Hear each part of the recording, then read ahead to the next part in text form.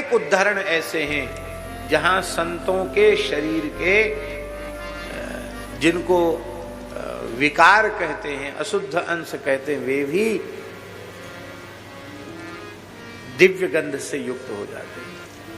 जैसे भागवत के 5वें स्कंध में ऋषभदेव भगवान के संबंध में लिखा है, समन्ता 10 योजनम सुरभिन चकार।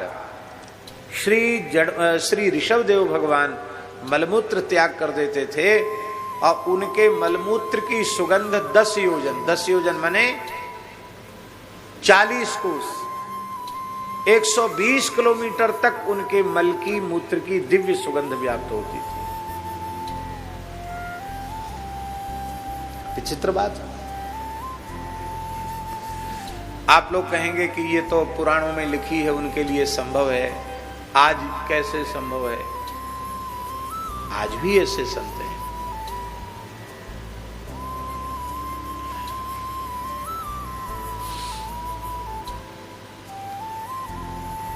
मध्य प्रदेश में छतरपुर एक जगह है। छतरपुर के क्षेत्र में एक संत थे, उनका नाम था श्री शरीर बाबा। नाम सुना होगा आपने भी, शरीर बाबा। उनकी समाधि भी है। बहुत अच्छे संत थे। वैसे वे ब्राह्मण देवता थे, शायद मास्टर भी थे अंग्रेजी शासन में, और राम नाम का जप करने लगे। राम नाम जपते जपते जपते जपते देहाध्यास की निवृत्ति हो गई। लोगों ने सोचा ये पागल हो गए, पर वे जीवन मुक्त पूर्ण सिद्ध हो गए। जड़ भरत जी की अवस्था, ऋषभदेव जी की अवस्था उनको प्राप्त हो गई। मस्त रहते थे। किसी ने कपड़ा उड़ा दिया तो ओढ़ लिया, उड़ाने वाला उड़ा गया, उठाने वाला उठा ले गया। कंधे पे कपड़ा है और गए तो गिर गया तो गिर गया, उनको उठाने का कोई प्रयोजन नहीं। कभी कपड़ा है तो कपड़ा, नहीं तो दिगंबर। सत्य घटनाएं उनके जीवन की।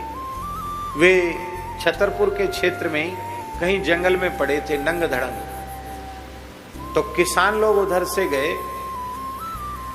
सर्दियों के समय गेहूं के खेत में पानी लगाते हैं, रात में प्राय देखा होगा किसान जो सर्दियों में गेहूं में पानी देते हैं। तो किसान वहां से संजाकू पानी देने के लिए निकले तो उन्होंने देखा कि बाबा पड़े हैं, ठंड खूब है।